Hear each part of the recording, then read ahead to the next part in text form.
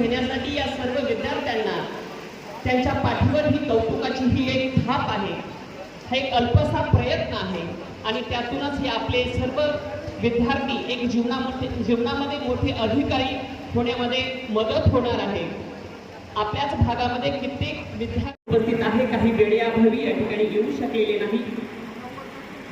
असे सन्माननीय माजी जिल्हा परिषद सदस्य सन्माननीय महेश शेटगोडी असतील, माजी सभापती अविनाशजी सोनवणे, सन्माननीय माजी चेअरमन सन्माननीय हौसना पाटील सोनवणे, ज्या मान्यवरांची ज्या अतिशय आतुरतेने वाट बघत होतो।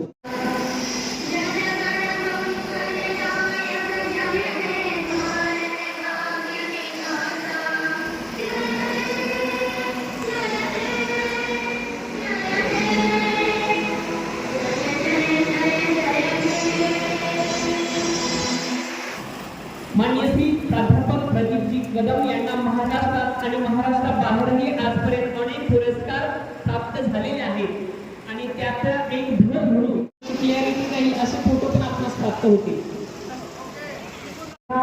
काम करणं बरंच झालं पाहिजे, आपल्याला काय पाहिजे बरंच पालक म्हणतात की आमचा मुलाला काय नव्हतं आणि विविध क्षेत्रामध्ये जे काम करणारे आहेत त्यांचा सन्मान सत्कार या ठिकाणी करण्यात आलेला आहे।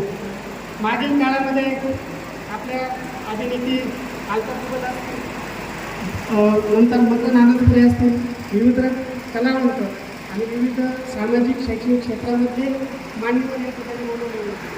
तर मागील जवळजवळ 5 वर्षापासून पंचक्रोशीतील जेवढे विद्यार्थी असतील त्यांचा गुणगौरव सोहळा चालू आहे आणि आज या ठिकाणी या कार्यक्रमासाठी आपल्याला जे प्रमुख वक्ते लाभलेले आहेत ते प्रदीप कदम सर, त्यांचं सर्वप्रथम मी कडेगावच्या वतीने, पंचक्रोशीच्या वतीने आणि या ठिकाणी जमलेल्या सर्वांच्या वतीने तसेच गोटे प्रतिष्ठानच्या वतीने मी प्रथमतः सरचे स्वागत करतो। टाळ्याने त्यांचं स्वागत करायचं। या ठिकाणी काळजी घ्या, आपल्या आईवडिलांना त्रास होईल असं वागू नका, चांगलं स्वप्न बघा, स्वप्न उदाशी बाळगून चांगलं प्रगतीवर आपल्या कुटुंबाला कसं नेता येईल हे बघा।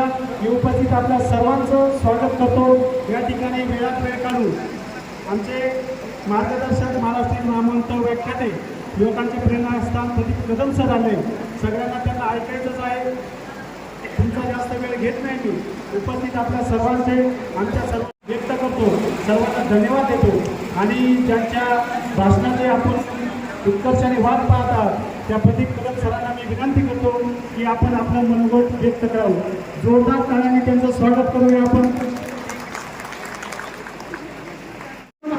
अभिवादन करतो।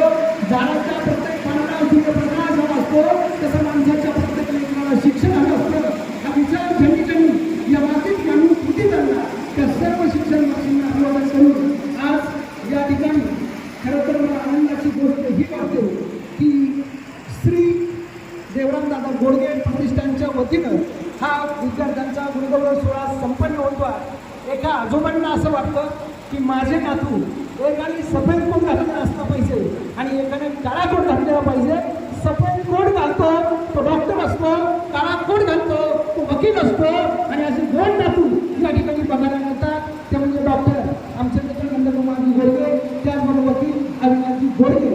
खरं तर कुणी कन्या पुत्र होतीचे सात्विक तयाचा हरिक वाटे देवा हा विचार या गोडगे परिवाराचा, म्हणून आदरणीय शिवाजीदादा गोडगे असतील आणि गोडगे परिवार असेल या सगळ्यांना असं वाटायचं की आपल्या माध्यमातून इथल्या गोरगरिबांच्या आणि 10वी का 12वीमध्ये किंवा इतर कोणत्याही वर्गामध्ये गुण मिळवलेल्या विद्यार्थ्यांचं कौतुक व्हावं, त्यांच्या पाठीवर कौतुकाची थाप पडावी आणि त्याला सांगावं तुझ्या पंचायत ताकद आहे, हे बनावी आकाश मोकळा आहे, तुला भरारी घ्यायची आहे, ही ऊर्जा त्यांच्या विचारात दिसते। आणि म्हणून मी डॉक्टर नंदकुमार गोडगे यांना म्हटलो कार्यक्रम आपला नक्की येण्याचा प्रयत्न करतो आणि अनेक गोडगे सरांचं काम पाहिलं, सामाजिक क्षेत्र असेल, आध्यात्मिक क्षेत्र असेल, शिक्षण क्षेत्र असेल, सेवा क्षेत्र असेल।